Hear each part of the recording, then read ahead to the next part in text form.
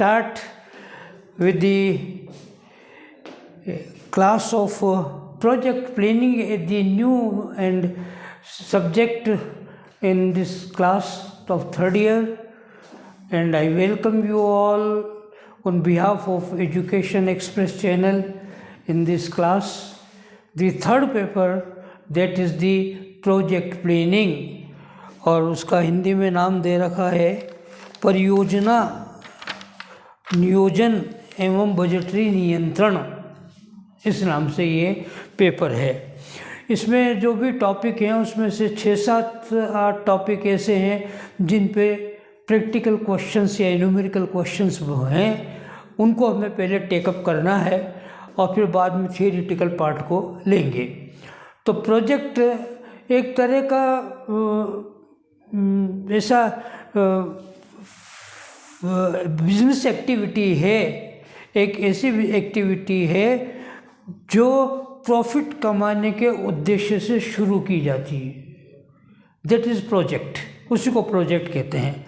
और फिर उसका प्लानिंग करना, नियोजन का मीनिंग आप जानते हैं कि पहले क्या काम करना, फिर क्या करना, फिर क्या करना, फिर क्या करना, इस प्रकार से योजनाबद्ध तरीके से उस प्रोजेक्ट को किया जाता है।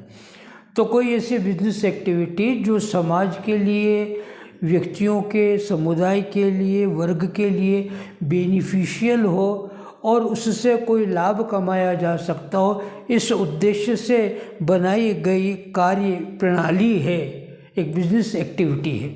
जैसे मान लीजिएगा कि भाई ये निर्णय हुआ कि अजमेर से लेकर दिल्ली तक जो रोड की हालत है वो ठीक नहीं है, तो इसको निर्माण कराना चाहिए और 3 लेन का, 4 लेन का, 6 लेन का प्रोजेक्ट बनाना चाहिए।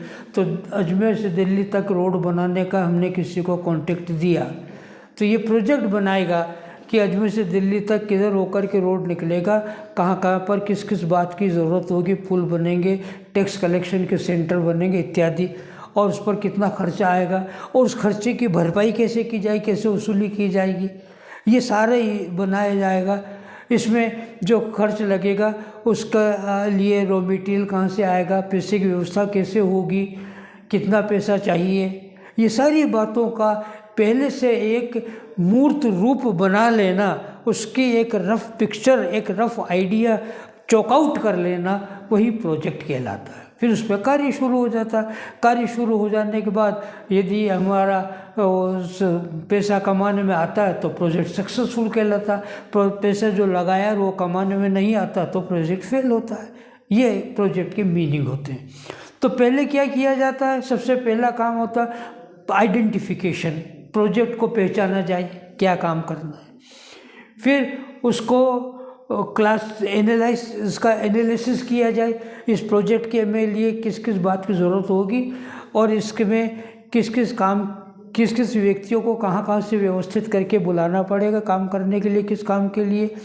फिर वो जब बन जाएगी तो उसके लिए कितने पैसे की ज़रूरत होगी, पैसे का अरेंजमेंट कहाँ से किस तरह से होगा।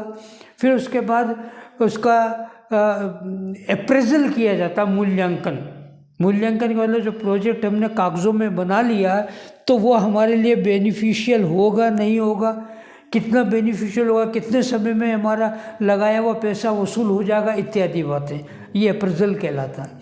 फिर उसके बाद उस प्रोजेक्ट को जब देख लेते हैं हाँ ये सब तरह से ठीक है, तो फिर इम्प्लीमेंट किया जाता है, प्रोजेक्ट पर काम शुरू हो जाता है। जब काम शुरू होता है तो टाइम टू टाइम उसकी मॉनिटरिंग होती। मॉनिटरिंग का मतलब कि हमने डिसाइड किया कि 2 महीने में मैं इतना काम करना, तो उतना काम हुआ कि नहीं हुआ, 6 महीने में इतना काम करना, उतना हुआ या नहीं हुआ तो क्यों नहीं हुआ, उसके लिए कौन जिम्मेदार है, उसके लिए अब क्या किया जाना चाहिए, ये कहलाता है प्रोजेक्ट की मॉनिटरिंग, ताकि इन टाइम प्रोजेक्ट हमारा सक्सेसफुली कंप्लीट हो सके।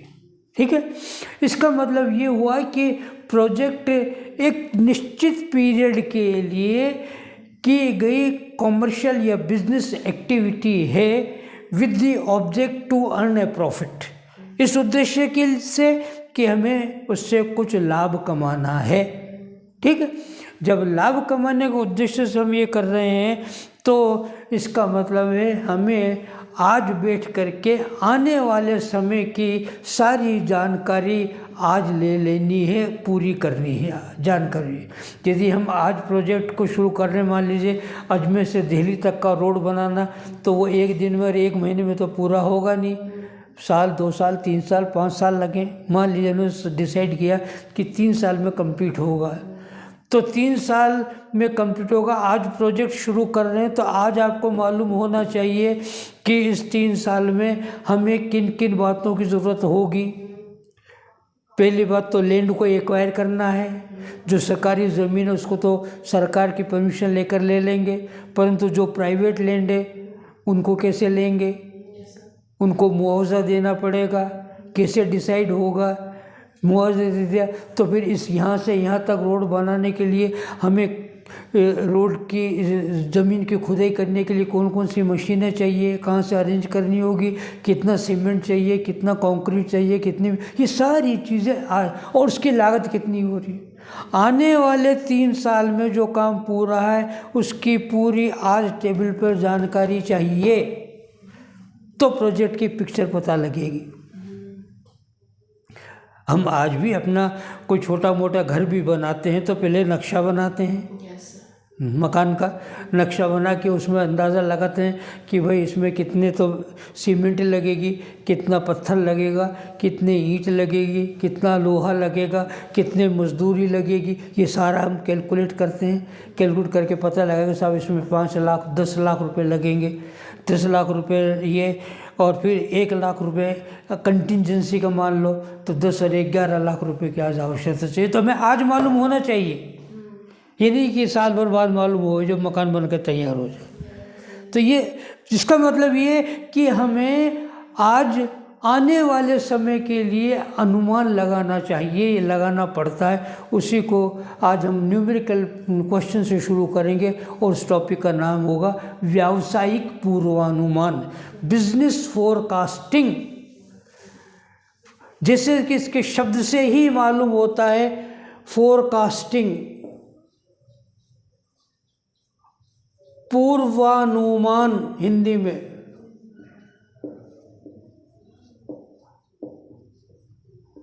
अर्थात पूर्व में अनुमान लगा लेना, पहले से ही अनुमान लगा लेना कि हमें कितना खर्च करना है, कितना मिलेगा और कितना हमें लाभ होगा। इसका पहले से अनुमान लगा लेना ही पूर्वानुमान कहलाता है। ठीक है। अब पूर्वानुमान की विधियां अलग अलग, मेथड्स,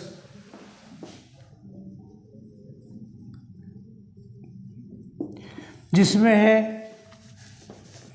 सेमी एवरेज मेथड, अर्ध औसत विधि, फिर है मूविंग एवरेज,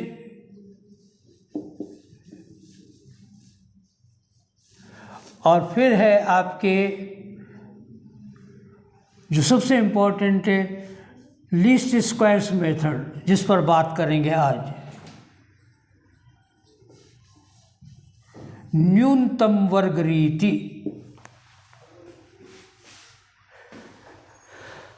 हालांकि स्टैटिस्टिक्स में फर्स्ट ईयर में ये सब्जेक्ट है और आप सभी फर्स्ट ईयर पास करके आए हुए हैं, तो इस टॉपिक की कुछ जानकारी तो आप लोगों को है ही, पर क्योंकि अब 2 साल हो गया है इस बात को बीते, तो हो सकता है बहुत सी बातें भूलने में आ गई हों। तो देखिएगा, इसको हम शुरू करते हैं और किस प्रकार से इसके क्वेश्चंस किए जाते हैं। तो आज हम बात कर रहे हैं प्रोजेक्ट प्लानिंग के टॉपिक के सब्जेक्ट के टॉपिक नंबर 4 पूर्वानुमान की विधि, और वो है लीस्ट स्क्वायर्स मेथड।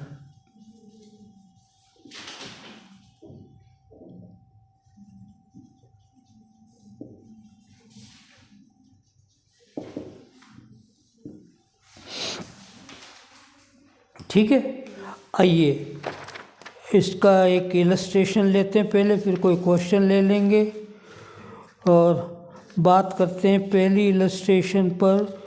ये है इलस्ट्रेशन नंबर 4, उदाहरण नंबर 4 पर मिला। ईयर है, फिर सेल्स है 9.6, 11.5 एटसेट्रा। ठीक है, ओके। ये कहता है कि use the least square method to determine the line of best fit from the following sales data. Best fit क्या होता है ये भी बात करेंगे इस पर, पहले लिख लें क्वेश्चन को, सॉल्व करें कैसे होता है देखिएगा। ईयर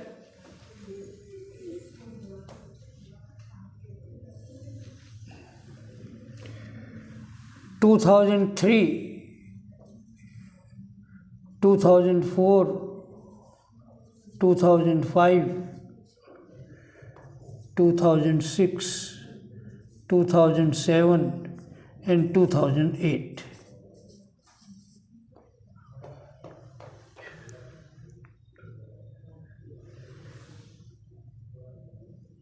फिर है sales 9.6, 11.5, 11.6, 13.2, 13.8 and 15.3।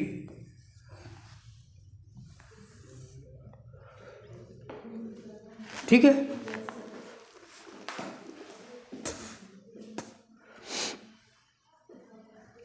Least square method से कर रहे हैं हम इसको। और एक लाइन और इसमें लास्ट में देखिए, ये कह रहा है कि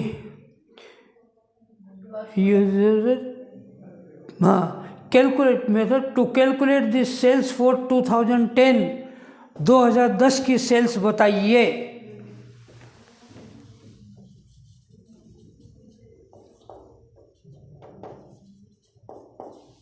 ये पूर्वानुमान लगाने की कह रहा है इस बेसिस पर।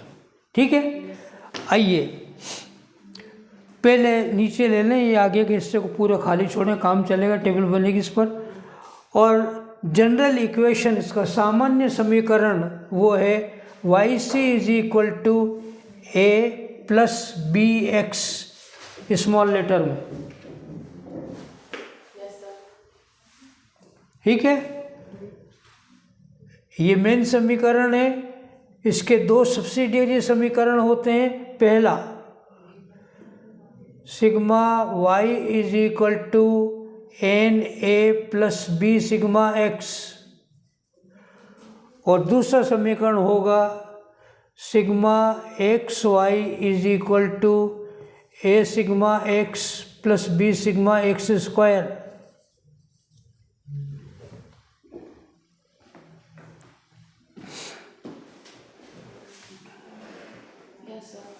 ठीक है, पहला मेन इक्वेशन है YC = A + BX। उसके दो सहायक समीकरण हैं, सब्सिडियरी इक्वेशंस हैं। पहली है sigma y = NA + B sigma x, और दूसरा है sigma xy = A sigma x + B sigma x²। Okay, ध्यान रखिएगा। जो टाइम पीरियड है, अवधि है, साल में, महीने में, जो कुछ भी दे रखी, उसको एक्स सीरीज माना जाता है। ये एक्स सीरीज, और तो दूसरी सीरीज जो होगी वाई कहलाएगी। समय से संबंधित जो कॉलम होगा उसको एक्स सीरीज मान लें, पहला काम। जो समय से संबंधित है, समय हो सकता दिन में, महीनों में, साल में, किसी भी प्रकार से दे सकता है।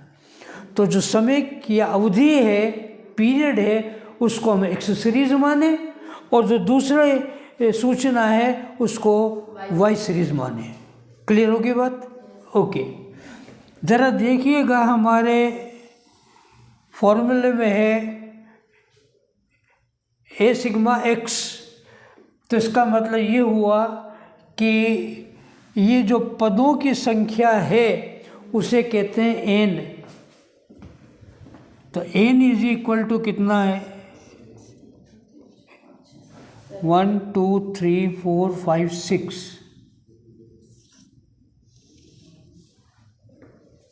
ओके, सिग्मा y का टोटल करें, y का वाई के कॉलम का टोटल लें, 6 5 11 17 19 21 8 29 का 9 2 7 3 10 14 24 का 4 2 4 6 74.9 आ रहा है मेरे कैलकुलेशन, चेक करो।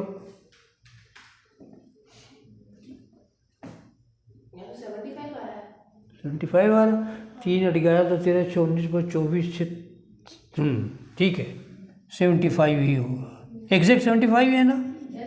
ओके करेक्ट है 75।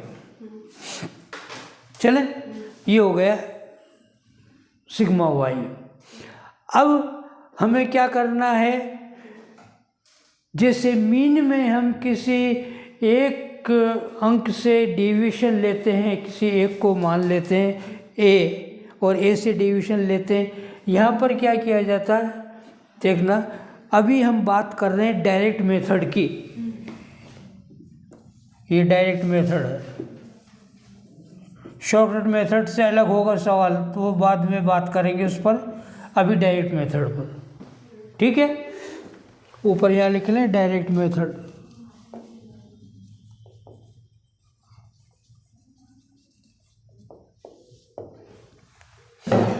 पहला वर्ष या पहला पीरियड जो दे रखा है प्रश्न में, जैसे पहला पीरियड दे रखा 2003, इससे डेविएशन लिए जाएं, इसी को ए मान लिया जाए, जैसे अरिथमेटिक मीन मानते हैं 2003 हो गया, ठीक है। इससे डेविएशन लिए जाए उसे कहते हैं एक्स। ये रहा एक्स सीरीज, तो ये होगा ए माइनस एक्स। ए 2003 में से एक्स 2003 को घटाए तो 0, ये 2003 माइनस 2003 0, फिर 2004 माइनस 2003 तो 1, फिर 2005 माइनस 2003 2। इस प्रकार से लेंगे सभी के 3 4 और 5, इसी को कहेंगे सिग्मा एक्स। बोलिए 5 4 9 3 12 14 15 15, ये कहलाएगा एक्स, सिग्मा एक्स। फिर एक्स स्क्वायर, ये एक्स है तो इसका स्क्वायर करें, पहले का 0, दूसरे का 1, फिर 4, फिर 9, फिर 16, फिर 25। स्क्वायर मीन तो समझते हो ना, उसको उसी अंक से गुणा कर देना, टोटल करें सिग्मा एक्स स्क्वायर।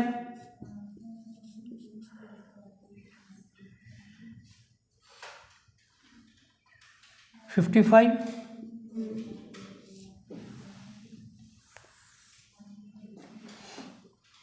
ठीक है। एक्स वाई,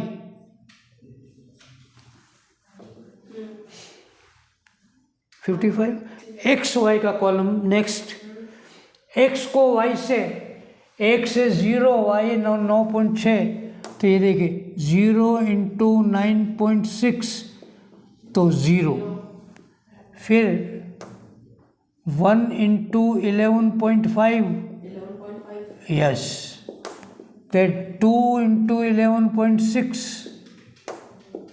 तो 23.2, फिर 3 इंटू 13.2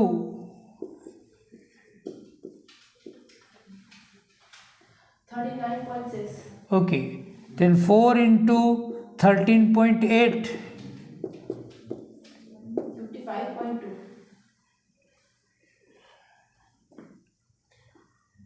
55.2, लास्ट 5 इंटू 15.3 76.3, 76.5, इसका टोटल कर लें, सिग्मा एक्स वाई कहलाएगा।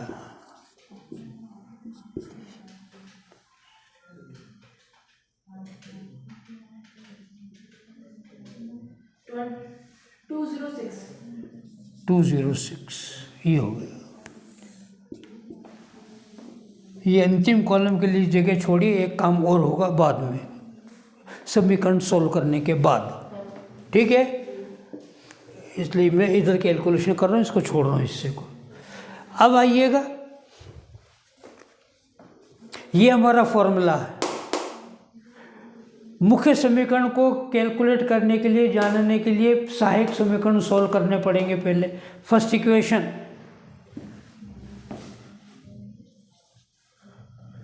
Sigma Y is equal to N A plus B sigma X, और सिग्मा वाई कहाँ भाई, 75 is equal to N 6 A unknown plus B X sigma X 15 B. ये पहला समीकरण बन गया। अभी छोड़िए इसे। दूसरा समीकरण,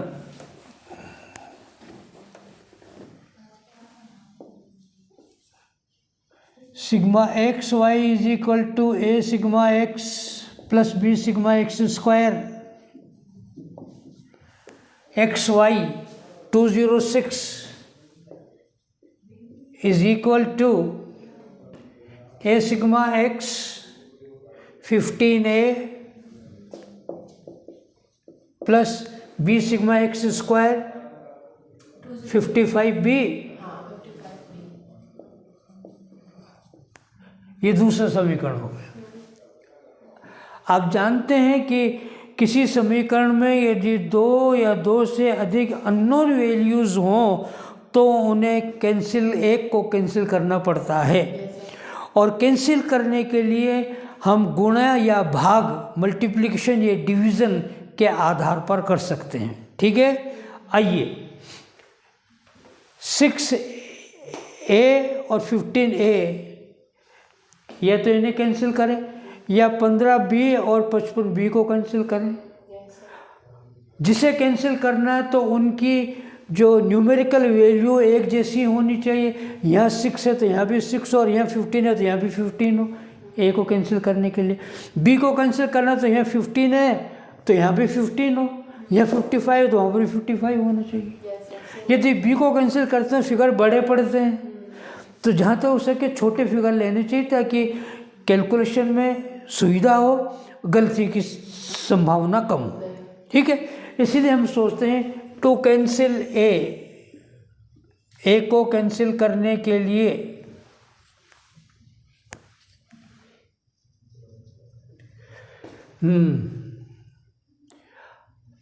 first equation is multiplied by 5 and second equation by 2।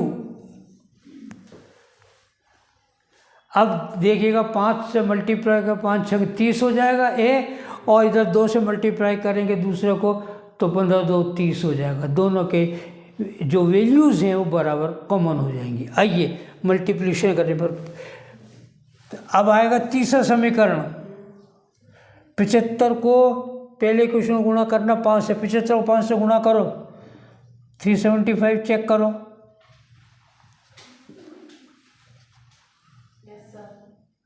Is equal to 30a plus 75b। इसको नाम दीजिएगा थर्ड इक्वेशन। ठीक है, इसके नीचे सेकंड इक्वेशन को 2 से मल्टीप्लाई करके लिखें। 412 is equal to 30a plus 110b।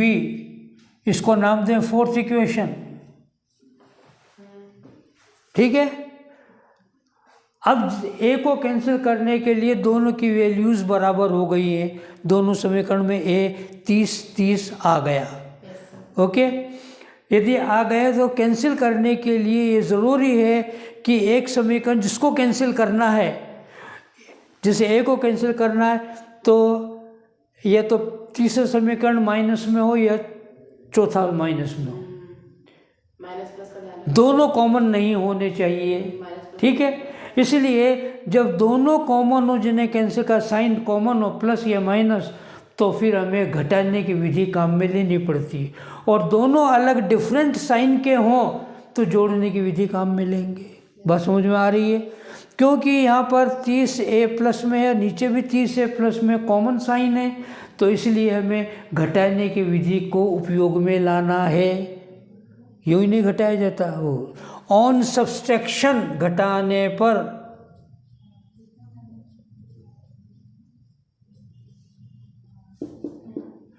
तो नीचे वाले समीकरण के नियम अनुसार साइन चेंज होंगे। 412 प्लस की जगह माइनस लिखा जाएगा, 30a नीचे वाले को माइनस लिखेंगे और 110 को भी कर देंगे माइनस में।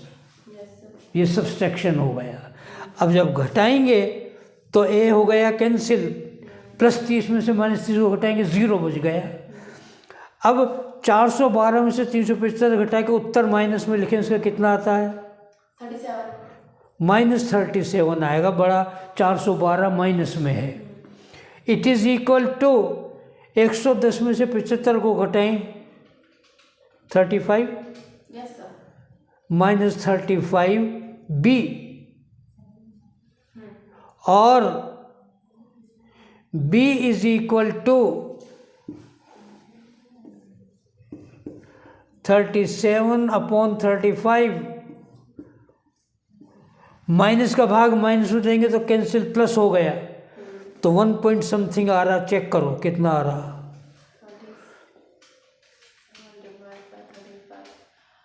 1.50 so 05 1.05 हाँ ये आ गया। हो गया? यस सर समझ वाली चीज़ है। Come on. आगे ये है b का मूल्य, और putting the value of b in first equation, किसी भी समीकरण में रख सकते हैं। सबसे छोटे समीकरण को चेक कर लें, वो पहला ही है। Putting the value of b in first equation, b के मूल्य को पहले समीकरण में रखने पर, ये रहा पहला समीकरण, 75 equals to 6a plus 15 into B का मूल्य जो आपने ज्ञात किया है 1.05। आइए, और 75 is equal to 6a plus 15.75, yes sir 15.75 और नॉन वैल्यू अलग, अननोन वैल्यू को अलग करें, और 75 माइनस 15.75 को लेफ्ट में ले जाएंगे तो माइनस में हो जाएगा।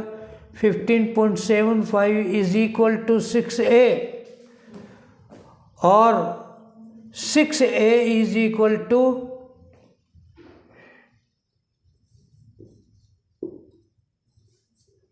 59.25। चेक करो। Yes sir 59.25 Therefore, a is equal to 59.25 divided by 6.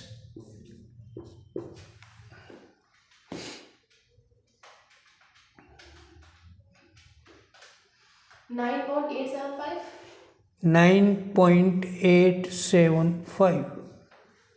Check कर लें कैलकुलेशन। अभी नहीं, ये नहीं, अभी तो होगा। कैलकुलेटर पे चेक कर लें, यहाँ तो अभी उत्तर लगेगा।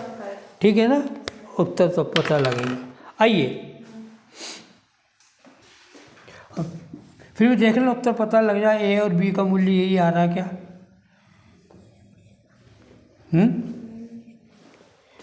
ए भी इतना ही मिल रहा।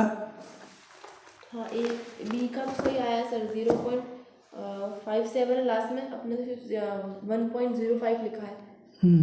ठीक है, और ए का आ रहा है 9.875 सर, बिल्कुल सही है चलो दोनों का। Come on.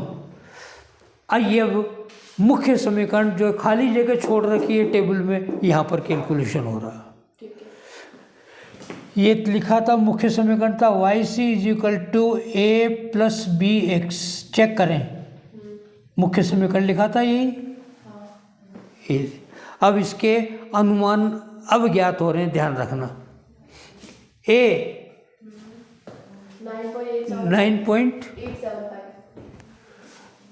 9.875 plus B 1.05, bracket में x का मूल्य x रहे, ये रहा x 0, तो वैल्यू बचेगी 98.75। चेक करें कैलकुलेशन, कैलकुलेटर पे चेक कर लेना तो चलना। हाँ, ध्यान रहे, गलत हो जाएगी, सारी मेहनत बेकार हो जाएगी यहाँ तक की।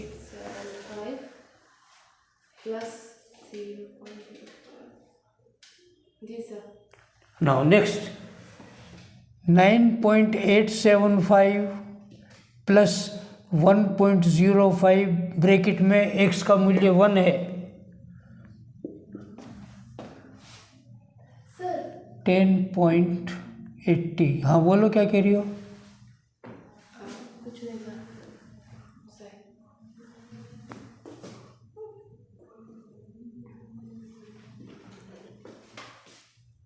ठीक है। नेक्स्ट 9.875 प्लस 1.05 ब्रैकेट 2,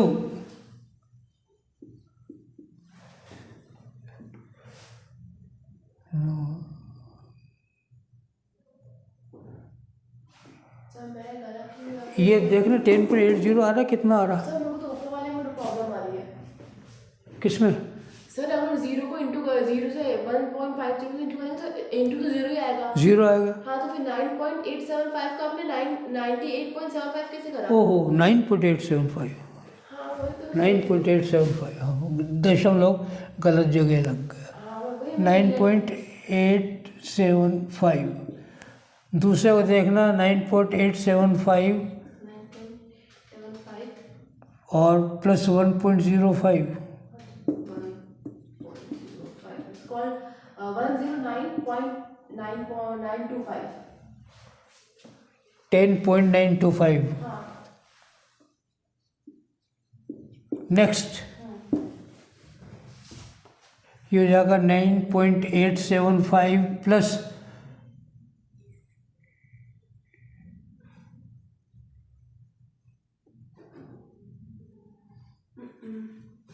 आप सर थोड़ा साइड 11.975। चेक करो।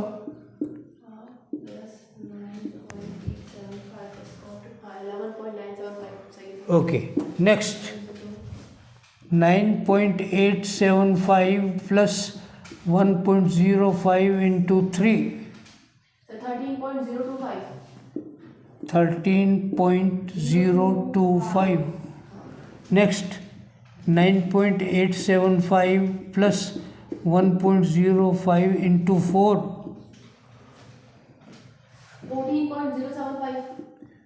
14.075। लास्ट है 9.875 plus 1.05 bracket 5, 15.125।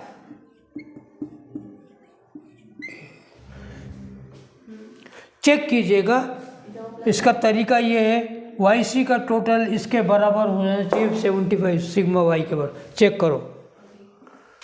14.075 plus 13.025 plus 11.975 plus 10.925 plus 98.875 sir equals to. Correct. इसका मतलब आप निश्चिंत रहें, आपका कैलकुलेशन बिल्कुल सही गया है।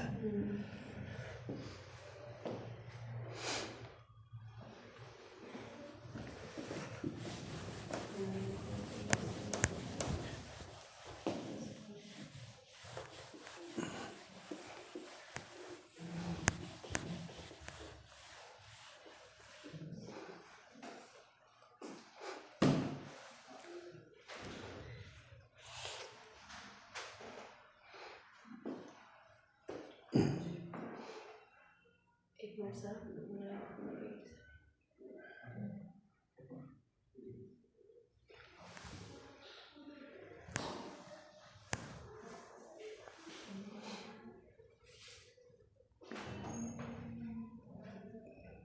जी सर, हो गया। ओके, नाउ आगे नीचे कंटिन्यू करना। अब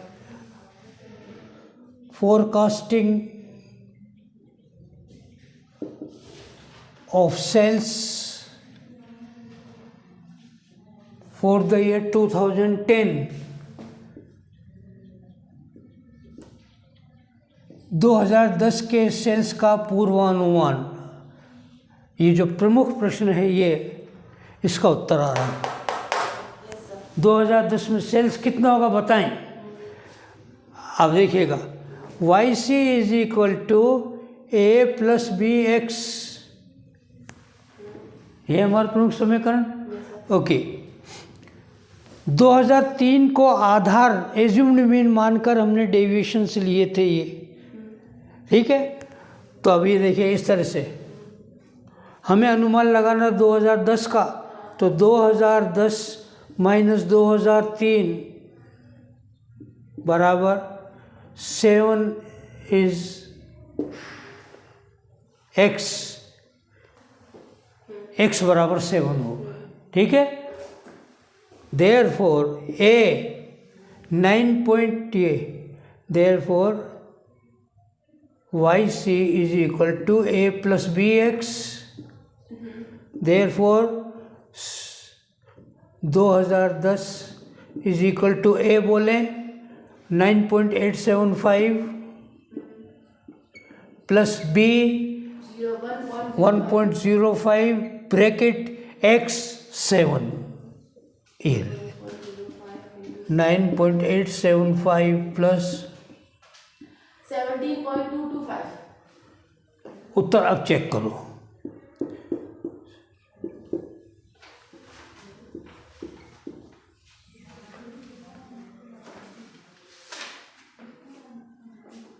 सर आ गया 17 सर, यहाँ पे 256 आ रहा है।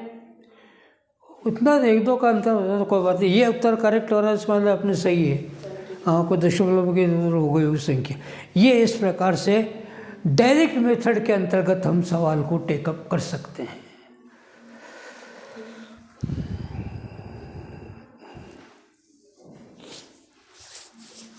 अब नेक्स्ट डे हम बात करेंगे शॉर्टकट मेथड पर।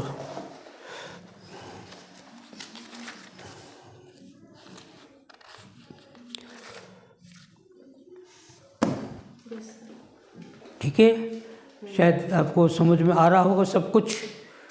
तो I wish you good luck and thank you all.